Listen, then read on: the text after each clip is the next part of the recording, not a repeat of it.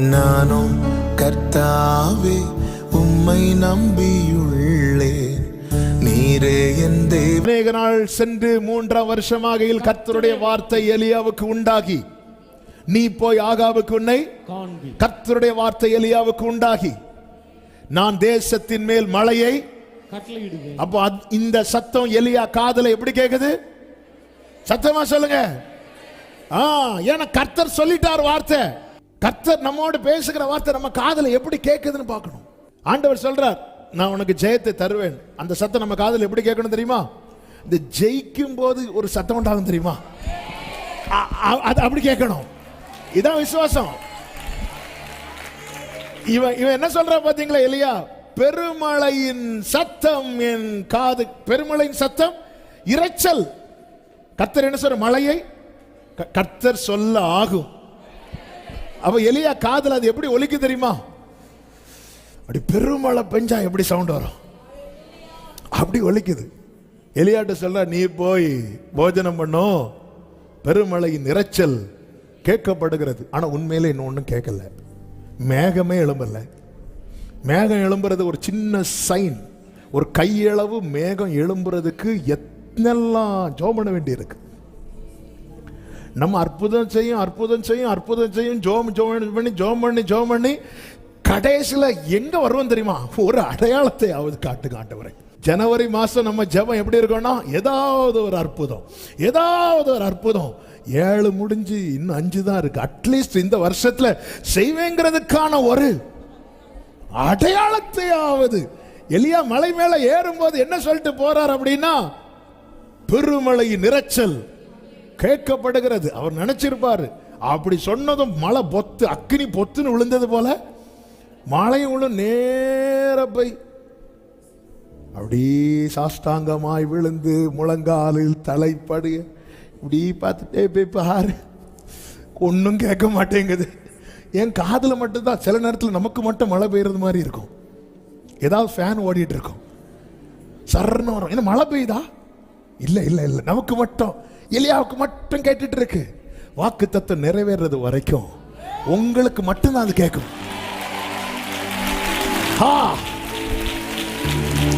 உங்களுக்கு மட்டும்தான் கேட்கும். அதனாலதான் நீங்க வார்த்தை சொன்னாலும் உங்க கூட இருக்கவங்களுக்கு பிடிக்காது. ஏன்னா அது இன்னும் நிறைவேறல.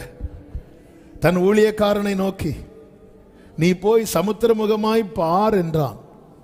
அவன் போய் பார்த்து ஒண்ணுமே இல்லை. ஆமே, இந்த இல்லைங்கிற பதில உடனே சொல்ற கிருபை பெற்றவங்க நம்ம கூட இருப்பாங்க.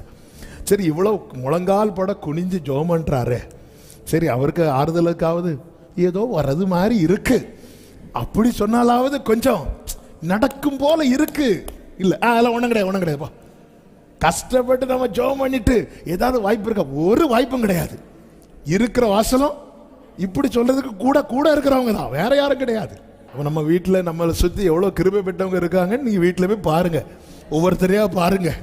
கரெக்டு தான்.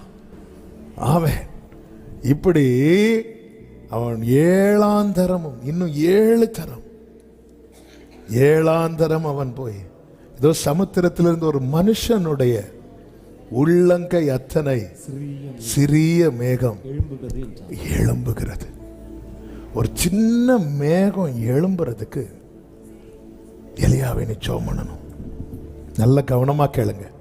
அப்பொழுது அவன், நீ போய் ஆகாபை நோக்கி, மழை உம்மை தடை செய்யாதபடிக்கு வாசிங்க, போய்விடும் என்று சொல் என்றான். அடுத்த வசனம், அதற்குள்ளாக வானம் மேகங்களினாலும் காற்றினாலும் கருத்து பெருமழை உண்டாயிற்று. நல்ல கவனிங்க. சமுத்திரத்திலிருந்து எழும்பினது, எலியா ஜெபத்தினால எழும்பினது ஒரு உள்ளங்கை அளவு மேகம். ஆனா மேல இருந்து கர்த்தர் கட்டளையிட்டது, அதற்குள்ளாக வானம் மேகங்களினாலும் காற்றினாலும் கருத்து. நம்ம ஜெபம் எல்லாம் இவ்வளவுதான் மொத்தமே. ஆனா கர்த்தர் அந்த ஜெபத்தை கேட்டு செய்ய போகிற கிரியை இருக்கிறதெல்லாம்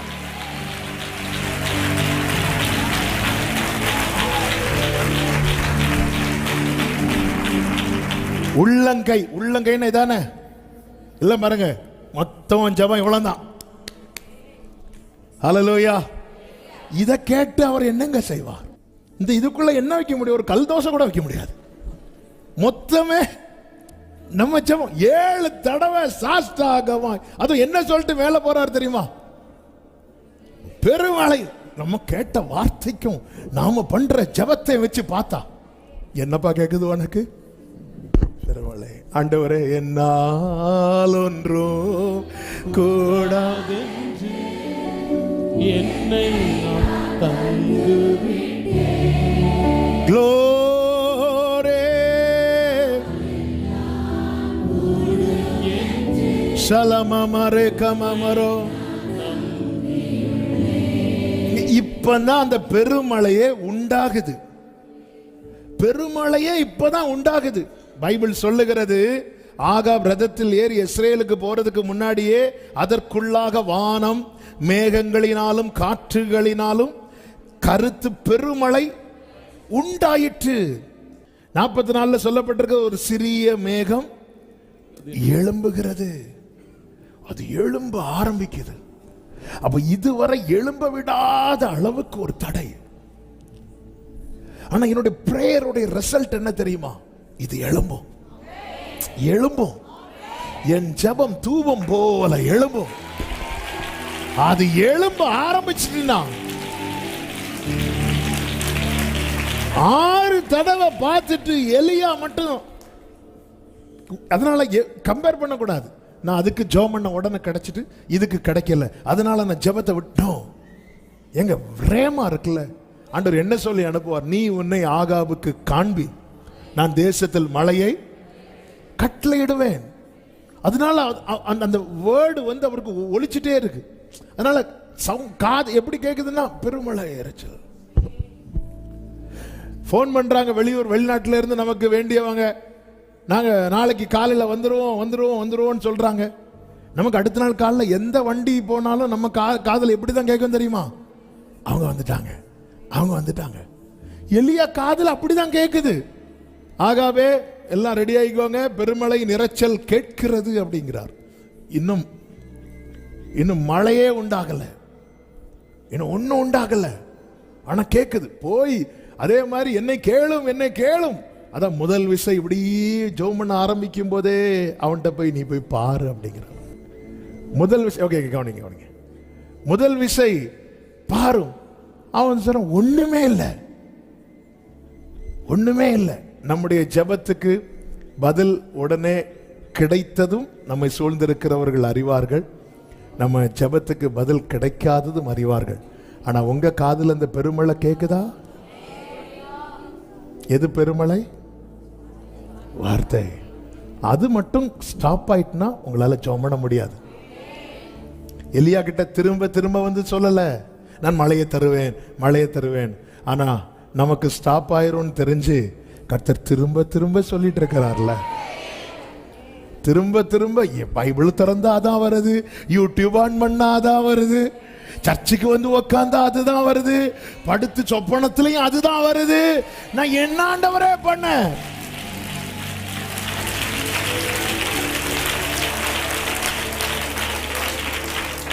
ஹல்லேலூயா. சொந்து போகாம ஜெபம் பண்ணிருங்க.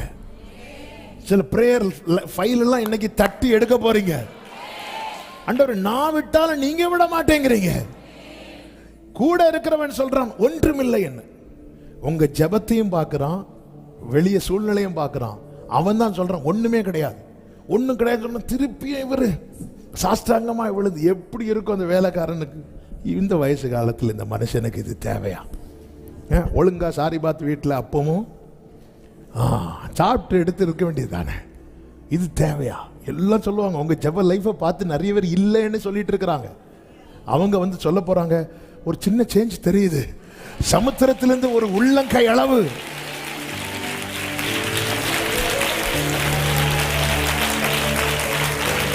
ஆமென். நீ நன்மையை அனுபவிக்க கூடாது என்பதிலே சத்துரு மிகவும் கவனமாயிருக்கிறான். ஆனா உன்னை கர்த்தர் தொடர்ந்து ஜெபிக்க வைத்து அந்த நன்மையை சுதந்திரிக்க வைப்பதே தேவனுடைய சித்தமாயிருக்கிறது. அன்னாளுடைய கண்ணீர் நமக்கு நன்றாய் தெரியும். அன்னாளுடைய ஜெபம் நம் பலமுறை பேசப்பட்ட வேத பகுதி. அதில் நீங்க கவனிச்சீங்கன்னா 1வது அதிகாரம் 12வது வசனத்தில் எப்படி சொல்லப்பட்டிருக்கிறது? அவள் கர்த்தருடைய சந்நிதியில் வெகு நேரம் விண்ணப்பம் பண்ணுகிற போது ஏலி அவள் வாயை என கடந்த நாட்களில் என்னோட மினிஸ்ட்ரி பண்ண ஒரு வார்த்தை இது. ஏன் ஏலி கவனித்தான் என்று சொல்லப்பட்டிருக்குன்னா நமக்கு தெரியும், அவளுக்கான ரேமாவை கர்த்தர் யார் வாயில வச்சிருக்கிறார்? ஏலியின் வாயில வச்சிருக்கிறார். அவள் எப்பொழுது கவனிக்கப்பட்டால் தெரியுமா? கர்த்தருடைய சந்நிதியில் வெகு நேரம் விண்ணப்பம் பண்ணுகிற போது. நம்ம ஜெபம் கர்த்தர் திரும்பி பார்க்கறதுக்குள்ள முடிஞ்சிடக்கூடாது. அவள் வெகு நேரம் விண்ணப்பம் பண்ணுகிற போது ஏலி அவள் வாயை கவனித்து கொண்டிருந்தார். இந்த அன்னாளை பற்றி நமக்கு தெரியும். எல்கானாவின் மனைவிகளில் ஒருவள் பெனினாள், இன்னொருவள் அன்னாள். அன்னாளுக்கோ பிள்ளை இல்லை என்று சொல்லப்பட்டிருக்கிறது. ஏன் இல்லையா? 5வது வசனத்தில் சொல்லப்பட்டிருக்கிறது, அன்னாளை எல்கானா சிநேகித்தபடியினால் அவளுக்கு இரட்டிப்பான பங்கு கொடுப்பான். கர்த்தரோ அவள் கர்ப்பத்தை அடைத்திருந்தார். கர்த்தர் அவள் கர்ப்பத்தை அடைத்திருந்தார். கர்த்தர் அவள் கர்ப்பத்தை அடைத்தபடியினால் அவளுடைய சக்களத்தி அவள் துக்கப்படும்படியாக அவளை மிகவும் விசனப்படுத்தும். இதுதான் 80வது சங்கீதத்தில் சங்கீதக்காரன் சொல்றான், ஆண்டவரே அயலார் பார்த்து நிந்திக்கிறது மாதிரி சத்துரு பார்த்து பரியாசம் பண்ற மாதிரி என் விண்ணப்பத்துக்கு விரோதமாகவே இருக்கிறீங்களே ஆண்டவரே. கர்த்தர் அவள் கற்பத்தை அடைத்தபடியினால் அவளுடைய சக்களத்தை அவள் துக்கப்படும்படி அவளை. ஒரு விஷயத்தை புரிஞ்சுக்கோங்க, கர்த்தர் உங்க வாழ்க்கையில சிலதை அடைக்கிறதுனால உங்களை சிலர் துக்கப்படுத்துறாங்கன்னா அது அவர்கிட்ட விட்டுருங்க, அவர் பார்த்துப்பார். என் ஆண்டவர் பிரமாணம் கொடுத்தார் மோசேக்கு. அதுல ஒரு பிரமாணம் என்ன தெரியுமா?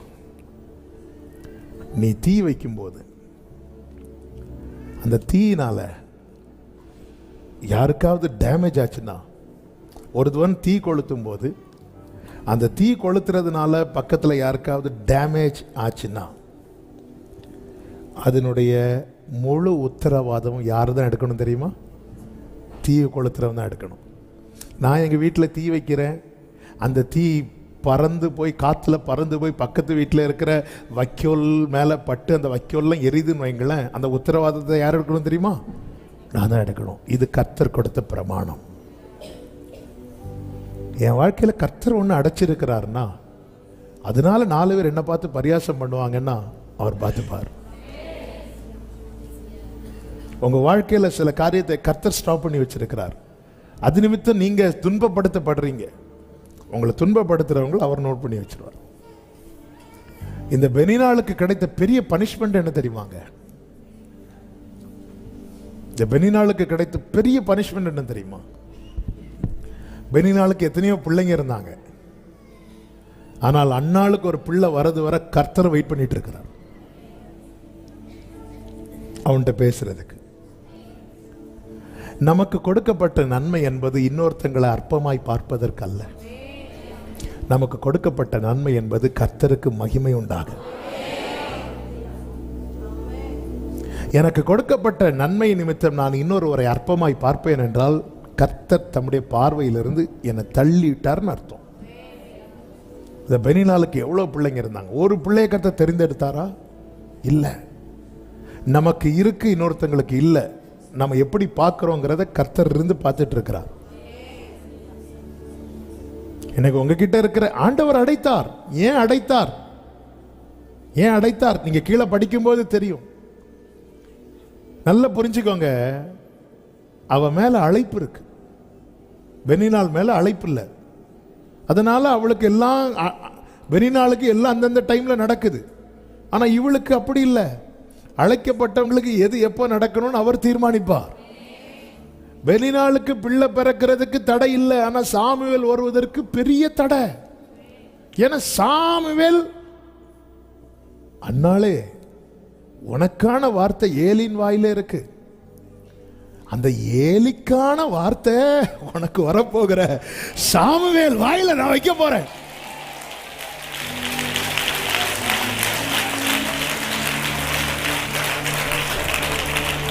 சாமுவேல்ட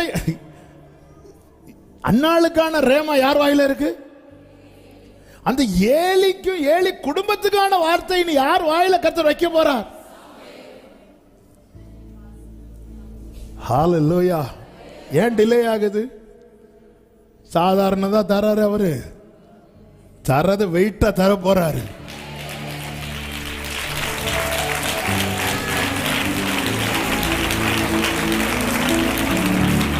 உங்க கைகள் கூறுகவில்லை, உம்மால் கூடாததெதுவோ. ஆமென். உங்க கைகள் ஷலபபம் ரோலமம்ரே க்ளோரி உம்மா. ஆமென். உம்மால் அந்த வசனம், அந்த ரெஃபரன்ஸ் தான் தேடிட்டு இருந்தேன். யாத்ராகமம் 22:6 இந்த அக்கினி அந்த உத்தரவாதம் சொன்னேன் அல்லவா, அந்த வசனம் உங்க பலனுக்காக இதை நான் ஒரு விஷயம் கூட சொல்லுகிறேன். அக்கினி எழும்பி முள்ளுகளில் பற்றி தானிய போரையாவது விளைந்த பயிரையாவது வேற எதை எரித்து போட்டதே. ஆனால் அக்கினியை கொளுத்தினவன் அக்கினி சேதத்திற்கு உத்தரவாதம் பண்ண வேண்டும். அவ்வளவுதான். அப்ப என் வாழ்க்கையில கர்த்தர் ஒரு அக்கினியை வைக்கிறார்னு வைங்கள, அழிந்து போகிற பொன் அக்கினியினால் சோதிக்கப்படும். அதை பார்க்கிலும் அதிக விலையேறப்பட்டதாக இருக்கிற உங்கள் விசுவாசம் சோதிக்கப்பட்டு என் வாழ்க்கையில கர்த்தர் ஒரு வாசலை அடைக்கிறார். அந்த வாசலை அடைச்சதுனால எனக்கு சில நஷ்டங்கள் வருது, எனக்கு சில காரியங்கள் இழப்பு வருது, அவமான நிந்தை வருதுன்னா அவர் உத்தரவாதம் எடுப்பார். அவர் தானங்க இந்த பிரமாணத்தை கொடுத்தார், அவர் தானங்க பிரமாணமே. யோபுவின் வாழ்க்கையில கர்த்தர் அனுமதித்ததுனால தானே எல்லாமே போச்சு. உத்தரவாதம் எடுத்தாரா இல்லையா? ஒன்னும் குறையாம என்ன 500 போச்சா 1000, 10,000 போச்சா 20,000. என் வாழ்க்கையில கர்த்தர் ஒன்றை அனுமதிக்கிறார் என்றால் அவர் உத்தரவாதம் எடுப்பார். நம்புறவங்க நல்ல கைகளை தட்டி ஆமென். ஹalleluya. இனி நேரம் அன்னாளுக்கு வாங்க. ஆமென். இங்க என்ன சொல்லப்பட்டிருக்கு தெரியுமா? கர்த்தர் என்கிட்ட பேசின வார்த்தையை நான் அப்படியே சொல்றேன். இந்த எல்கானா அன்னாளை சிநேகித்தபடியால் அவளுக்கு என்ன கொடுப்பானா? மற்றவங்களுக்கு கொடுத்ததை விட ரெட்டிப்பானதை கொடுப்பான். அந்த வசனத்துல தான் சொல்லப்பட்டிருக்கும், கர்த்தரோ அவள் கற்பத்தை. இந்த உலகத்துல நம்ம நேசிக்கிறவங்க இருப்பாங்க, ஆனா அவங்களுக்கு என்னெல்லாம் முடியுமோ அதெல்லாம் கொடுப்பாங்க. நமக்கு வேண்டியதெல்லாம் கொடுப்பாங்களான்னு கேட்டா முடியாது. அவங்களுக்கு முடிகிறதெல்லாம் கொடுப்பாங்க. எல்கானாவால கொடுக்க முடியாதது தான் சாமுவேல். ஏன் ஆண்டவர் எல்கானாவால கொடுக்க முடியல? ஆண்டவர் சொல்றார், அத அவளை நேசிக்கிற நான் கொடுக்கிறேன். பெனினாள் அன்னாள் நான் நேசிக்கிறேன், அடைச்சிட்டு நான் கொடுப்பேன். அவ இதுவரைக்கும் பிள்ளை யார்கிட்ட கேட்டுட்டு இருக்கிறா தெரியுமா? எல்கானாட்ட. அது வரைக்கும் வாசல் அடைப்பட்டுட்டே இருக்கு. அவ என்கிட்ட கேட்கட்டும். எல்கானா வீட்டுக்கு வரும்போது இவள் என்ன செய்து கொண்டிருப்பாள் தெரியுமா? அழுது கொண்டே இருப்பாள். இதுவரை அவள் கண்ணீரை ஊற்றினது எல்கானாவுக்கு முன்னாடி. எல்கானா சொல்றாரு, ஏன் அழுகிறாய்? எல்கானாக்கு தெரியாத ஏன் அழுறான்னு தெரியும். ஏன் சாப்பிடாது இருக்கிறாய்? அதாவது சாப்பாடு இருக்குல்ல, அப்புறம் எதுக்கு நீ அழுதுட்டு இருக்க? நமக்கு சோறு தானே முக்கியம்னு சொல்ற மாதிரி சொல்றாரு. அதான் சாப்பாடு இருக்குல்ல, நீ ஏன் சாப்பிடாம இருக்கிற? அப்படியே அழுதுட்டே பார்க்கிறா. யோ மனுஷா, இவ்வளவு நாளா உனக்கு தெரியலையா? நான் சாப்பாடுக்கு அழுதுட்டு இருக்கிறேன். இப்ப அடுத்து 10 குமாரரை பார்க்கிலும் நான் உனக்கு இப்படியே சொல்லுங்க. ஆவே சில நேரத்தில் நம்மை நோக்கி வருகிற ஆறுதலின் வார்த்தையெல்லாம் கேட்டு கேட்டு தளர்ந்தாச்சு இல்ல. கர்த்தர் இன்னும் உன்னை வைத்திருக்கிறார் அல்லவா. இப்படிதான் அன்னைக்கு கேட்டு பலப்பட்டேன். நான் சும்மா இருந்தாலும் இந்த சக்களத்தி அவன் வேற என்ன பார்த்து, சிலர் பார்த்துருக்கீங்களா, நம்மளை வெறுப்பேத்த அவங்க பிள்ளைகளை கொஞ்சிட்டு இருப்பாங்க. கர்த்தரோ அடைத்தார். அன்னாளே உனக்கு வெளிப்பட போகிறது என்பது உனக்கு தெரியல. அன்னாளே இந்த கண்ணீர்லாம் போதாது, நீ நேரா வா சமூகத்தில். வேதம் சொல்லுகிறது, கர்த்தருக்கு மகிமை உண்டாவதாக. 10வது வசனத்தை வாசிங்க. அவள் போய் மனம் கசந்து 9 பாருங்க. சீலோவாவில் அவர்கள் புசித்து குடித்த பின் அன்னாள் எழுந்திருந்தாள். ஆசாரியனாகி அவள் போய் மனம் கசந்து மிகவும் அழுது கர்த்தரை நோக்கி விண்ணப்பம் பண்ணினாள். 15வது வசனத்தில் அன்னாள் சொல்றா, என் ஆண்டவனே, நான் மன கிளேசம் உள்ள ஸ்திரீ, நான் திராட்சரசமாகிலும் மதுவாகிலும் குடிக்க நான் மன கிளேசம் உள்ள ஸ்திரீ. 16வது வசனம், உம்முடைய அடியாளை பேலியாளின் மகளாக எண்ணாதேயும் மிகுதியான விசாரத்தினாலும் கிளேசத்தினாலும் இந்நேரம் மட்டும் விண்ணப்பம் பண்ணினேன் என்றார். ஏன் என் ஜெபம் இவ்வளவு நீளுது தெரியுமா? மிகுதியான விசாரம், கிளேசம், வருத்தம், வேதனை, இதுக்கெல்லாம் ரீசன் எங்க இருந்து ஆரம்பிச்சது அப்படின்னா, ரீசன் என்ன? ரீசன் ஒண்ணு இல்ல, எல்கானாவால முடியல, இது ஒண்ணுதான் ரீசனா? இல்ல பெனினாள் என்ன கிண்டல் பண்றா. அதுக்கு முன்னாடி எங்க ஆரம்பிச்சு? கர்த்தர் அடைத்தார். கர்த்தர் இப்ப அடைச்சதுனால என்ன நடக்குது தெரியுமா? பெனினாள் நிந்திக்கட்டும், அன்னாலும் எல்கானாவும் கஸ்தின் எழும்பட்டும், ஆனா இப்பொழுது இவள் வெகு நேரம் ஜெபிக்கிறவளாய் மாறுகிறாள். நீங்க நல்ல கவனிச்சீங்கன்னா தெரியும். ஒரு செய்தியில் இந்த வார்த்தையை சொல்லி இருக்கிறேன், இருந்தாலும் சொல்றேன். உண்மையிலே அந்த சிச்சுவேஷன்ல அன்னாளுக்கு மட்டும் குழந்தை இல்லைன்னு இல்லை, கர்த்தருடைய சத்தத்தை கேட்டு சொல்ல ஆண்டவருக்கு அங்க குழந்தை இல்லாத ஒரு நிலைமையில தான் இருந்துச்சு. ரொம்ப நேரம் நம்மளை ஜெபிக்க வைக்கிறது எதுக்கு தெரியுமா? ஏன் வேதனையை கொட்டுறதுக்கு மட்டும் இல்லை, அவருடைய சித்தத்துக்கு உட்பட. இவ ஜோமண்ணி இப்ப எப்படி கேட்க ஆரம்பிச்சுட்டா தெரியுமா? உமக்கென்று வளர்க்க. நம்ம ஷார்ட் பிரேயர்ல இதெல்லாம் வாங்க முடியாது. இப்போ தேவ திட்டத்துக்கு அவளை கொண்டு வந்துட்டார். எங்க கொண்டு வந்துட்டார்? தேவ ஆண்டவர் உமக்கென்று வளர்க்க. இப்போ அழுறது ஃபுல்லா உமக்கென்று, கண்ணீர் விடுறது உமக்கென்று. அதனாலதான் இயேசு சொல்லி ஆண்டவரே, இந்த பாத்திரம் என்னை விட்டு நீங்க கொடுமானால் நீங்கும்படி ஆகல, என்னுடைய சித்தத்தின்படி அல்ல உங்க சித்தம். அவர் அழுது அவர் சித்தத்துக்குள்ள வந்துட்டாரு. என்ன ரொம்ப நேரம் ஜெபம் பண்ண வைக்கிறதே அவருடைய சித்தத்துக்குள்ள கொண்டு வர. அண்டியும் அவருடைய தீர்மானத்தின்படி அழைக்கப்பட்டவர்களாய் தேவனிடத்தில் அன்பு கூறுகிறவர்களுக்கு சகலமும் நன்மைக்கு ஏதுவாய்.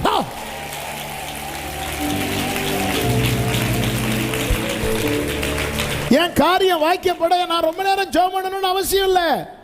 ஆனா நான் கேட்கிற காரியத்துக்குள்ள தேவனுடைய ஒரு பெரிய திட்டம் இருக்கிறதானால் நான் ஜெபம் பண்ணி தான் ஆகணும். ஹல்லேலூயா. எகிப்திலே யோசேப்பு உயர்த்தப்படுவதற்கு பானபாத்திரக்காரன் வெளியே போனதும் சொன்னாலே சான்ஸ் கிடைச்சிருக்கும். ஏன்னா ஒருவன் 2 பேர் ஒருத்தனை தூக்கில் போட்டாங்க. இந்த பானபாத்திரக்காரன் மட்டும் போய் ராஜா கிட்ட பேசினா ஃபேவர் கிடைச்சிருக்கும். ஆனா டிலே ஆகுது. யோசேப்புக்கு ஜாப் டிலே ஆகுது. யோசேப்பே, உன் வயிறை நிரப்புறதுக்கு உன்னை உயர்த்துறதுக்கு இந்த டிலே பிரச்சனை இல்லை யோசேப்பே. ஆனா உன்னை நான் வைக்கிறதுனால தேசமே ஆசீர்வதிக்கப்பட போகிறது. தேவ திட்டம் பெருசு.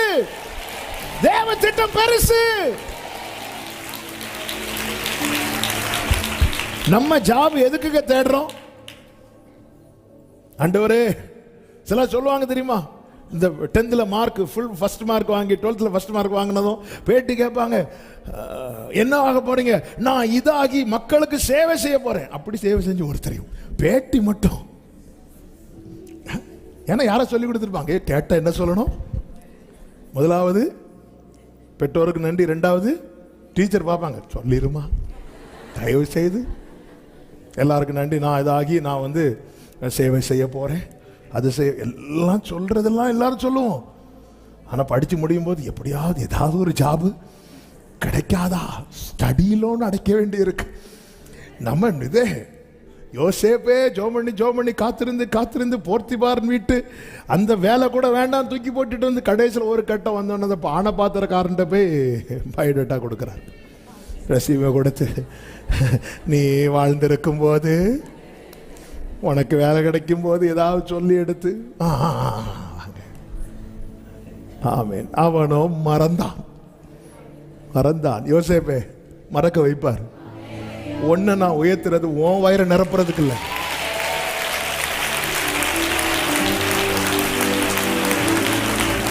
ஆமேன் சொல்லுங்க பார்க்கலாம். கிரகிக்க முடியாத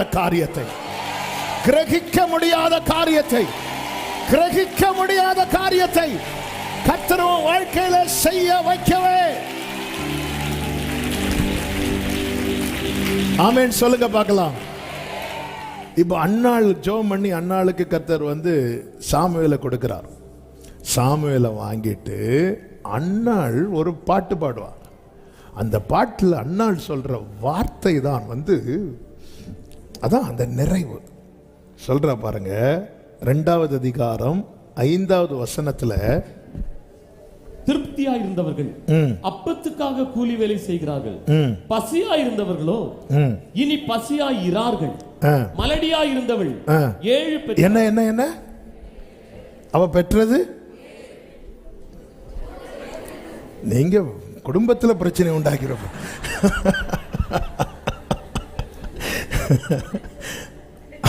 அவ பெற்றது, ஆனா அவ சொன்னது 7ன்னு என்ன தெரியுமாங்க?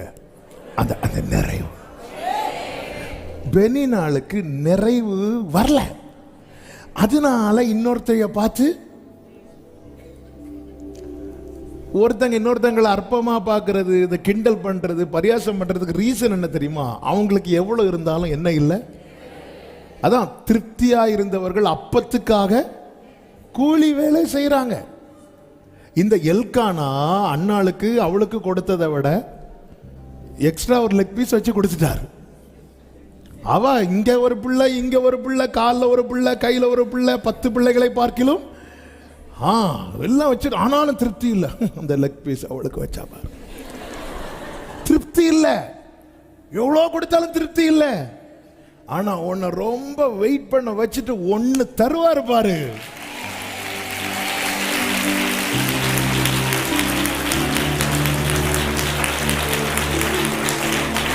அவர் ஒன்ன தந்தாலும் பெஸ்டா தருவார். அவ சொல்ற மலடியா இருந்தவள் 7 பெற்ற. அடுத்த வார்த்தை, அநேகம் பிள்ளைகளை பெற்றவளோ பலட்சியப்பட்டார். என்ன ஆண்டவர் என்ன ரொம்ப அளவிடுறீங்க? இப்ப உன் வாழ்க்கையில அப்படி ஒரு நாள் நீ பெருமூச்சு விட போற. இயேசுவின் நாமத்தில் இந்த வார்த்தையை தீர்க்க தரிசனமா சொல்றேன். ரொம்ப நாள் கண்ணீரோடு, மன கிளேசத்துல, விசாரத்துல, வேதனையோடு இதை கேட்டுக்கொண்டிருக்கிற செபிக்கிற உள்ளமே, ஒரு நாள் நீ நிம்மதியின் பெருமூச்சு விடும்படிக்கு கர்த்தர் உனக்கு பதில் தர போகிறார். ஆமென் என்று சொல்லுகிறவர்கள் ஹல்லேலூயா. கர்த்தர் நல்லவர். எனவே ஜெபத்தை விட்டு விடாதிருங்கள். தொடர்ந்து ஜெபம் பண்ணுங்க. சொந்து போகாம ஜெபம் பண்ணுங்க. இடைவிடாமல் ஜெபம் பண்ணுங்க. கர்த்தர் நல்லவர். உங்கள் ஜெபத்துக்கு அவர் நிச்சயம் அவர் தர பதில் எப்படி இருக்கும் தெரியுமா? வேதம் சொல்லுகிறது, நெடுநாள் காத்திருத்தல் இருதயத்தை இளைக்க பண்ணும், ஆனா விரும்பினது வரும்போதோ ஜீவ விருட்சம் போல இருக்கும். நல்ல கையை தட்டி, என் தேவன் எனக்காய் அப்படி எழுப்பி நிற்கலாமா? அப்படி எழுப்பி நிற்கலாமா?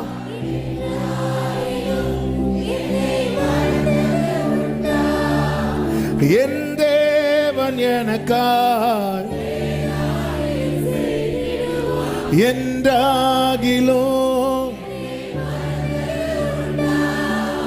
கிரகிக்க முடியா காரியம் செய்தி சர்வஞானியே,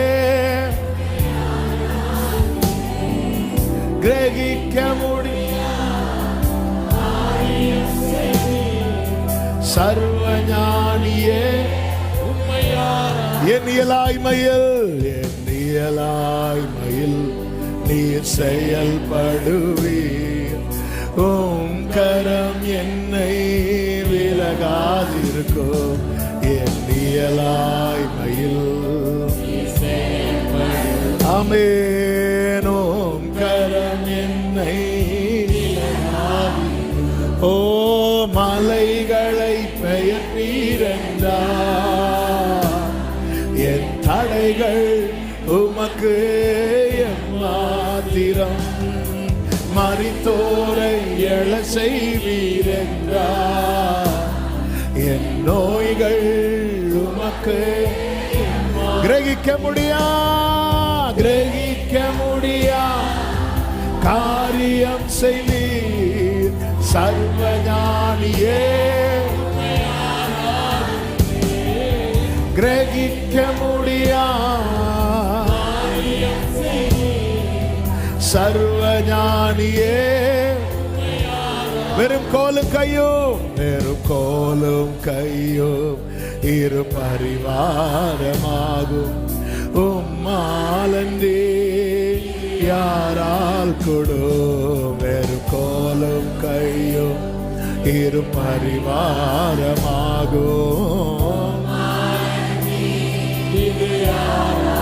ஆமென். ஆகாயத்து பட்சிகளை போஷிப்பீரண்டா. என்னையும் போஷிப்பது. காட்டு புஷ்பங்களை உடுத்துவதும் நீரண்டா. குறைகளை கிரகிக்க முடியா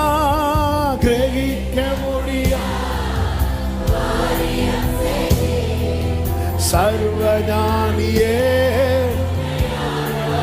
ஆமென்.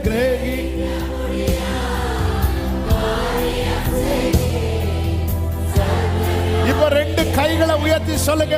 என் தேவன் எனக்கா, என் தேவன் எனக்கா.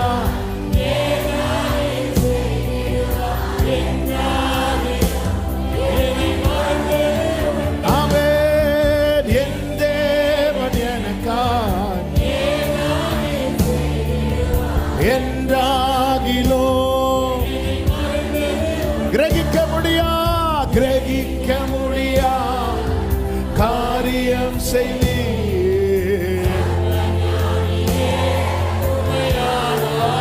ஹல்லேலூயா. கிரகிக்க முடியா. ஆமென்.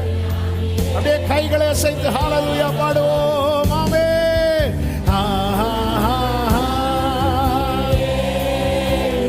Shalabakaro Rimamro Shelere Rintanalaratara. Amen. Glory.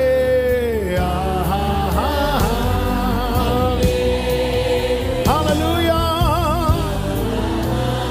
Jesus. Amen.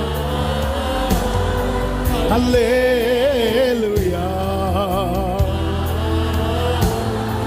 அல்லேலூயா. நல்ல கைகளை தட்டி தேவனுக்கு மகிமை. முழு பலத்தோடு ஒரு ஜெப அபிஷேகம், ஜெபாக்கினி, ஜெபாவி உங்க பிள்ளைங்க மேல ஊற்றப்படுவதாக. ஜெபித்து ஜெயமெடுக்க, ஜெபித்து ஜெயமெடுக்க, ஜெபித்து ஜெயமெடுக்க. கிருபை கிருபை கிருபை கிருபை கிருபை கிருபை கிருபை. ஜெபி ஜெபி ஜெபித்து ஜெயமெடுக்க. கிருபையை ஊற்றுங்க, கிருபையை ஊற்றுங்க, கிருபையை ஊற்றுங்க, கிருபையை ஊற்றுங்க. ஜெபித்து ஜெயமெடுக்கணும். ஜெபத்துல விழித்திருக்கணும், ஜெபத்துல போராடணும். ஆமென், ஆமென், ஹல்லேலூயா. விசுவாசத்துல நின்னு ஜெபத்துல போராடுனா வெற்றி நிச்சயம். ஹல்லேலூயா. சீஷர்களுக்கு விசுவாசம் இருந்துச்சு, அதனாலதான் விரட்டுனாங்க. ஆனா ஒருவனுக்குள்ள இருக்கிற பேய் போகல. உடனே இயேசுட்ட வந்து கேட்பாங்க, ஆண்டவர் எங்களால ஏன் முடியல? இயேசு சொல்வார், இந்த ஜாதி பிசாசு ஜெபத்தினாலும் உபவாசத்தினாலுமே அன்றி. ஃபெய்த்து கரெக்டு தான்ப்பா, ஆனா நீ ஜெபத்தில் போராட மாட்டேங்கிறியே. சில காரியத்தை நீ, ஏன்னா இதே சீஷர்கள் தான் சொல்லிட்டு வராங்க, நாங்க சொல்ல கட்டளையிடும் போது பேய்கள்லாம் ஓடுது. அப்போ ஒரு சைடு நடக்குது, இன்னொரு சைடில் டிலே ஆகிட்டே இருக்கு. அப்போதான் இயேசு சொல்றாரு, டிலே ஆகுதுன்னு தெரியுதுல்ல, உட்காந்துரு, ஜெபத்தில் உட்காந்துரு. இயேசு இரவு முழுவதும் ஜெபம் பண்ணிட்டு பொழுது விடிந்த போது வந்து அவனுக்குள்ள இருக்கிற பேயை பார்த்து போ அப்படிங்கிறார், அது போயிட்டு. அப்போ நமக்குள்ள ஃபெய்த் விசுவாசத்தில் நின்று ஜெபத்தில் போராடும் போது விசுவாசத்தில் நிற்கணும், ஜெபத்தில் போராடணும், நம்பிக்கையை அறிக்கை செய்யணும். நம்ம லைஃப் வந்து இப்படி மாறட்டும். விசுவாசத்தில் நிற்கணும். விசுவாசம் இல்லைன்னா ஒன்றுமே இல்லை. விசுவாசத்தில் நின்று ஜெபத்தில் போராடணும், நம்பிக்கை அறிக்கை செய்யணும். பைபிள் ஃபுல்லாக பரிசுத்தவான்களை இப்படி தான் பார்க்க முடியும். நம்ம ஜெயிக்க முடியும். அவன் கர்த்தர் அடைச்சி வச்சிருக்கிறார்னா அவர் தரதுக்கு தான் அடைச்சி வச்சிருக்கிறார். அவன் சகோதரி தரதுக்கு தான் அடைச்சி வச்சிருக்கிறார், தரக்கூடாதுன்னு இல்லை. அவன் அவ கிடைச்சதும் அவன் என்ன சொல்ற பார்த்தீங்களா, மலடியா இருந்தவள். அதனால அர்த்தம் தெரியுமா, ஆண்டவர் நான் காத்திருந்த அந்த பெயின் இப்போ இல்லைப்பா, நான் இவ்வளவு நாள் வடிச்ச கண்ணீர் இப்ப என் கண்ணிலே இல்லை, என் இருதயம் மகிழ்கிறது, என் கொம்பு அவருக்குள் களி ஊறுகிறது, உயருகிறது. தகப்பனே நன்றி ஆண்டவரே, உடைய பிள்ளைகளை உங்க சமூகத்தில் கொண்டு வந்து பாட, துதிக்க, ஆராதிக்க, ஜெபிக்க வைத்தீர். எங்களோடு பேசினீர், ஜெபிக்க எங்களை பலப்படுத்தினீர். சில காரியங்கள் இன்னும் தாமதமாகிறது. நாங்கள் ஜெபத்தை விட்டுலான்னு நினைச்சோம். இல்லை இல்லை, நீ ஜெபத்தை விட்டு நான் என்ன நீ கனவீனப்படுத்துற. நான் உனக்காக ஒரு பெரிய யுத்தம் நடத்திட்டு இருக்கிறேன். நீ தொடர்ந்து ஜெபம் பண்ணு, ரிசல்ட் உண்டு. இந்த நாளில் எங்களோடு நீர் பேசின அன்புக்காக நன்றி ஆண்டவரே. தொடர்ந்து எங்களை பலப்படுத்துவீராக. ஒவ்வொருவரை ஆட்கொள்ளும். வருகிற நாட்களிலே ஜெபத்தில் போராட, விசுவாசத்தில் நின்று ஜெபத்தில் போராடி நம்பிக்கையோடு வெற்றியை சுதந்தரிக்க கர்த்தர் ஒவ்வொருவருக்கு அனுகிரகம் செய்யும்படி ஜெபிக்கிறோம். ஆட்கொள்ளும், ஆசீர்வாதியும், சமாதானத்தோடு அனுப்புங்க, சாட்சியா கொண்டு வாங்க. ஆமீன். சேர்ந்து சத்தமாய் சொல்லுவோம். என் ஆத்துமாவே கர்த்தரை ஸ்தோத்திரி, முழு உளமே அவருடைய பரிசுத்த நாமத்தை ஸ்தோத்திரி. என் ஆத்துமாவே கர்த்தரை ஸ்தோத்திரி, கர்த்தர் செய்த சகல உபகாரங்களை மறவாதே. ஆமென். நம்முடைய கர்த்தராகிய இயேசு கிறிஸ்துவின் கிருபையும், பிதாவாகிய தேவனுடைய அன்பும், பரிசுத்த ஆவியானவருடைய ஐக்கியமும் சிநேகமும் பாதுகாவலும் நம் அனைவரோடும் எல்லா பரிசுத்தவான்களோடு கூட கர்த்தருடைய வருகை மட்டும் தங்கியிருப்பதாக. ஆமென். ஹல்லேலூயா. God bless you. கர்த்தர் உங்களை ஆசீர்வதிப்பாராக. ஆமென்.